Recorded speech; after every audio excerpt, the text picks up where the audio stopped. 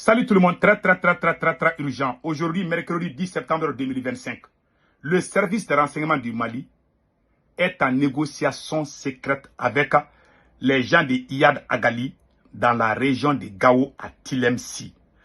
Voilà, c'est ce qu'on vient d'apprendre. Et j'aimerais que tous les Burkinabés, tous les citoyens burkinabés écoutent cette vidéo parce que je vais vous montrer une révélation du capitaine Ibrahim Traoré. J'aimerais que tous les Burkinabés écoutent bien cette vidéo que je vais donner aujourd'hui. Les Burkinabés disent qu'ils ne vont pas négocier avec les terroristes, mais le Mali est en train de négocier. Je vais vous montrer toutes les preuves. Les preuves passées et les preuves présentes. Je vais vous montrer tout de suite avec des vidéos. J'ai des vidéos où je vais vous montrer tout. Je ne suis pas là pour dénigrer quelqu'un. Je suis là pour dire la vérité. Je dis merci au capitaine Ibrahim Traoré. Donc maintenant, le Mali est en train de négocier. Les deux policiers qui ont été libérés hier. Le Mali a libéré certains terreaux en échange avec les deux policiers libérés. Les deux là qui ont été libérés là, ils ont fait échange. Il n'y a pas eu de combat. Je vous informe. C'est moi qui vous dis. S'il y a eu combat, qu'ils nous montrent où ils ont fait le combat. Il n'y a pas eu de combat.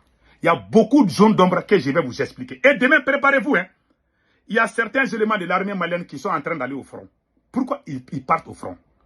Je vais vous donner les raisons secrètes. Maintenant, parce qu'il y a beaucoup de troupes qui refusent d'aller combattre. Mais je vais vous donner des éclaircissements demain. À la première heure demain, je vous donne des révélations secrètes. Donc, allons-y sur le cas. J'aimerais que tous les Burkinabés écoutent cette vidéo. Voilà ce qui se passe au Mali. Rencontre dans le Tilemsi pour lever les blocages à Kaï, Nyoro et Gossi. C'est-à-dire qu'il y a une négociation pour lever les blocus sur la route de Kaï, à la frontière avec le Sénégal, à la frontière avec la Mauritanie. Les négociations sont en cours. Il y a eu de l'argent versé déjà et le travail commence à avoir effet. Écoutez ce qui se passe. Il y a les noms qui sont là aussi. Hein. Une rencontre s'est tenue avant-hier, 8 septembre 2025, dans la zone de Tilemsi, région de Gao, réunissant plusieurs figures influentes du génie, des trafiquants de drogue notoires, ainsi que des responsables des services de renseignement maliens. Parmi les participants identifiés, Hussein Ould Ahmad alias Zakaria, le colonel Diallo des renseignements maliens, Abu Hamza Singiti, Mohamed Roujo et Sidi Ahmed Oult. Voilà les noms qu'on a cités ici. Selon les sources concordantes, les discussions ont porté sur la recherche d'un accord pour mettre fin au blocage imposé par le génie à Kaï, Nyoro et Gossi. D'ailleurs, la preuve en est hier. Hier matin, le blocage de Gossi avait été levé et annoncé. Moi-même, j'ai dit ça. Je vous ai dit qu'il y avait un blocage à Gossi hier. J'ai fait une vidéo hier où j'ai dit ça. Déjà, il y a eu des négociations secrètes. Qu'est-ce que le service de renseignement du Mali a donné au terreau là? Je vais vous dire ça tout de suite. Lors de cette rencontre, une somme importante aurait été versée par les trafiquants au groupe terreau en échange de la levée des entraves. Il a également été convenu que les gargaisons des trafiquants de drogue pourront désormais être déchargés à l'aéroport de Gao. En contrepartie d'un paiement d'environ 1 milliard de francs CFA selon nos sources. Au profit de Génie qui acceptent ainsi de lever les blocus visant Gossi déjà. Et pour la région de Kaï et Nyoro, les discussions sont toujours en cours. Source Ahmed Amadou Ngadi du Niger. Ce qui est écrit ici là, j'ai vu ça. J'ai fait mes enquêtes. Moi, quand je vois des choses là, je ne sors pas. Hein. J'ai fait mes enquêtes. Je suis allé consulter mes radars. 1 radar, 2 radars, 3 radars. J'ai consulté plus de 10 côtés. Les négociations sont en cours. Mais ce qui est écrit ici là, ce n'est pas exactement comme ça. Il y a des zones d'ombre. Il y a des choses qui n'ont pas été écrites. Ce qui est écrit ici là, ça, il y a beaucoup de vérité dedans. Je ne dis pas que tout est vrai, mais il y a beaucoup de vérité dedans. Il y a beaucoup de vérité. Parce que moi-même, je me suis renseigné, effectivement, c'est vrai. Et j'ai des preuves aussi qu'ils avaient fait avant. Le 1er avril 2025 de cette année, ils ont envoyé, je vais vous montrer la photo de la personne et la vidéo où la personne même a dit qu'elle est allée négocier avec les terreaux. J'ai les vidéos, je vais vous montrer. Et pour vous montrer que c'est la vérité, le général Yamoussa Kamara, conseiller à la présidence.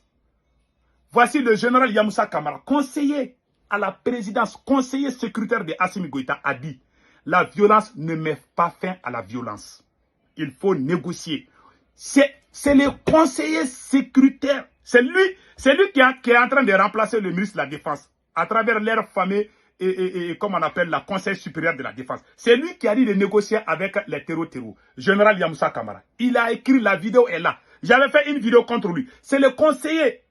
Voilà. C'est le conseiller militaire à Koulouba. Hein. C'est lui, sur le plan militaire, c'est lui qui conseille Assimi Goïta. Tout ce qu'il dit Assimi Goïta accepte. C'est lui qui a dit de négocier. C'est écrit ici. La date aussi, c'est le 24 octobre 2024. Vous pouvez taper. Vous écrivez Général Yamoussa Kamara. 24 octobre 2024. Vous allez voir ce qu'il a dit. Ce jour, Dr Choguel Kokala Maïga a fait une vidéo pour lui répondre. Dr Choguel Kokala Maïga a dit qu'il ne doit pas se mêler dans ça. Ce qu'il a dit, Choguel Maïga était fâché. Dr Choguel Maïga est sorti lui répondre. Un militaire doit se battre. Mais lui, il veut qu'on négocie. Vous êtes des militaires. Vous avez été au front. Comment vous pouvez venir au pouvoir et puis vous voulez négocier avec les terreaux? Ils sont en train de négocier, je vous ai dit. Même leur dialogue là, même dans leur dialogue qu'ils ont fabriqué là, ils ont écrit dedans qu'ils vont négocier avec eux. Ablaye Maïga est venu aux Nations Unies l'année passée. Il a dit devant les tribunes des Nations Unies que le Mali va négocier avec eux. J'ai la vidéo que je vais vous montrer aussi. Mais la négociation secrète qui s'est passée entre le Mali et certains groupes, ce n'est pas la première fois hein, qu'ils ont fait ça. Hein. Même pendant la négociation, on a appris que l'imam Salignang a été libéré. Il était pris en otage sur la route de Kaye. Un proche du shérif Ousmane Chérif Manan Aïdara, le président du Haut Conseil islamique du Mali. Il vient d'être libéré. L'argent est en train d'être versé aux mains des terreaux. C'est que capitaine n'a pas dit ça. Capitaine, je vais vous montrer la vidéo de capitaine Ibrahim Traoré.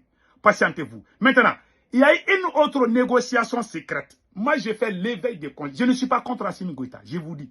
Je suis contre la mauvaise gouvernance, comme j'ai combattu au temps de Ibeka. Je ne serai jamais mouton pour suivre quelqu'un. Voilà Alou Konaté. Voilà Alou Konaté, qui a été désigné par le service de renseignement pour aller négocier avec les terreaux. C'est lui-même qui l'a dit. Je vous laisse écouter. Voilà. Il parle en français même. Je vous laisse écouter. Ce qu'on peut retenir que désormais la souffrance des populations sera abrégée et que l'axe, la RN16 sera libre et qu'il y aura des retombées économiques et sociales vraiment qui sera au bénéfice de toute la région et de l'ensemble du monde. En toute sérénité, je suis vraiment serein parce que je reviens d'une mission qui a été engagée en processus de médiation depuis l'année dernière pour lever le blocus imposé aux populations depuis plus de 10 ans. Et vraiment, ça a été couronné de succès. Et là, on ne peut être que serein et fier. Il faut signaler surtout aussi que le blocus a été levé sans condition. Sans condition. Quand je dis sans... Comment les terreaux peuvent lever les blocus sans condition? Ils n'ont pas déposé les armes, ils ont juste levé les blocus. Ça, c'est pas vrai. Écoutons les restes. Il n'y a pas de rançon ni de trucs de ce genre. C'est tout simplement permettre l'accès aux populations abonnées, que tout le monde puisse y accéder et que les populations ne subissent pas d'exaction de la part de nos forces. C'est les deux principales conditions. Et vu de ce point de vue, c'est la population qui sort gagnante. Donc, vous voyez ce que ça peut donner comme satisfaction à un médiateur. La guerre n'a jamais mis fin à la guerre. Et quelle que soit la guerre, on finit toujours autour d'une table. Et quand on arrive à préserver une vie, et lorsque c'est un Malien, je crois que ce n'est jamais un sacrifice de tout. Vous avez dit, ce que le général Yamoussa Kamara dit, c'est ce que le monsieur a dit, que la guerre ne met pas fin à la guerre, qu'il faut négocier. Ces mots-là, on entend seulement ça au Mali. On n'entend jamais ça ni au Burkina ni au Niger. Voilà ce qu'il a dit. Donc, je vous laisse écouter les restes et après, je vais vous montrer ce que le capitaine Ibrahim Traoré a dit. Que ce soit un gars tombé, un dosso ou un militaire, c'est un Malien qui est tombé. Et s'il y a des possibilités de mettre un terme à ça, de se retrouver entre Maliens, entre frères, je crois que c'est ce qui est souhaitable. Et nous conseillons, c'est ce que nous suggérons à nos autorités. Et les perspectives sont très bonnes et très heureuses. Voilà. Donc la vidéo est un peu longue, je ne vais pas tout montrer parce que, voilà, il a négocié. Il dit que sans condition, ça, c'est pas vrai. Ils ne le diront pas. Ils ont versé de l'argent. Bon, les conséquences des négociations avec les terreaux là, capitaine Ibe l'a dit. Moi, j'essaie toujours de faire comprendre aux gens. Il y a des gens qui sont fous, qui sont dans les histoires. Ah, je suis pro. Moi, je suis pro Mali, pro Afrique. Je suis panafricain. Je défends les pays et non les hommes. C'est ce qui fait la différence entre moi et beaucoup de gens.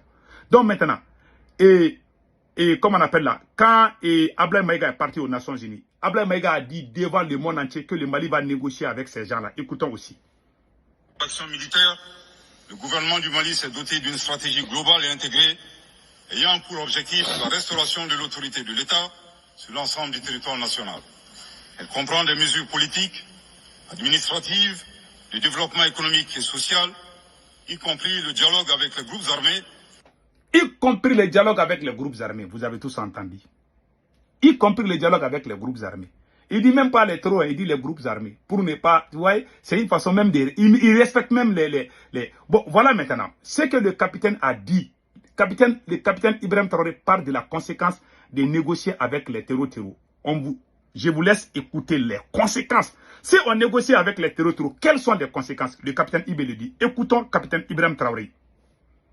Question de négocier avec les terroristes. Non.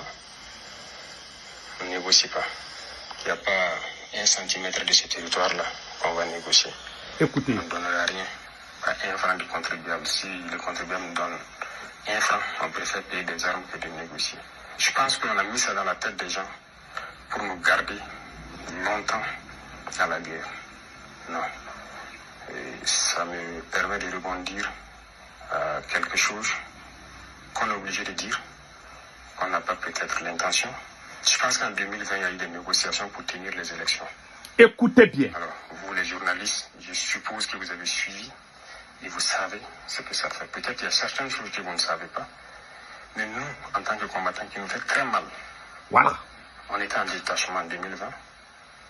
On a reçu les instructions d'arrêter tout ce qui est l'opération cinétique.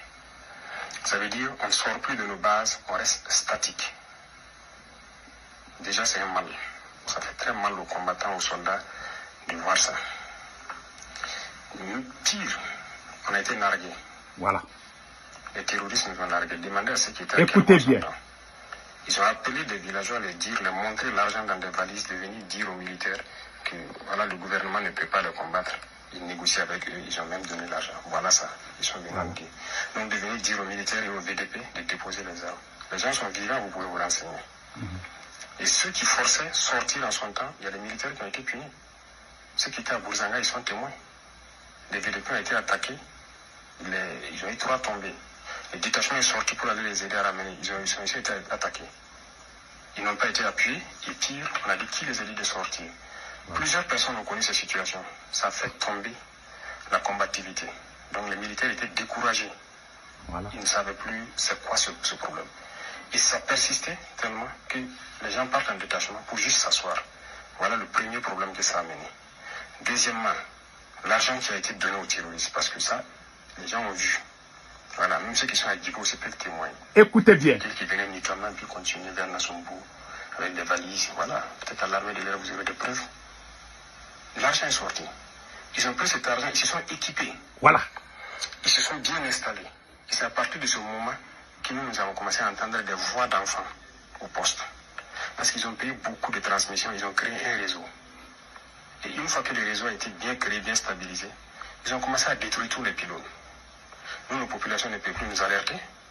Et eux, puisqu'ils ont un autre système de communication, et ils ont commencé à détruire tous les systèmes de communication qui existaient.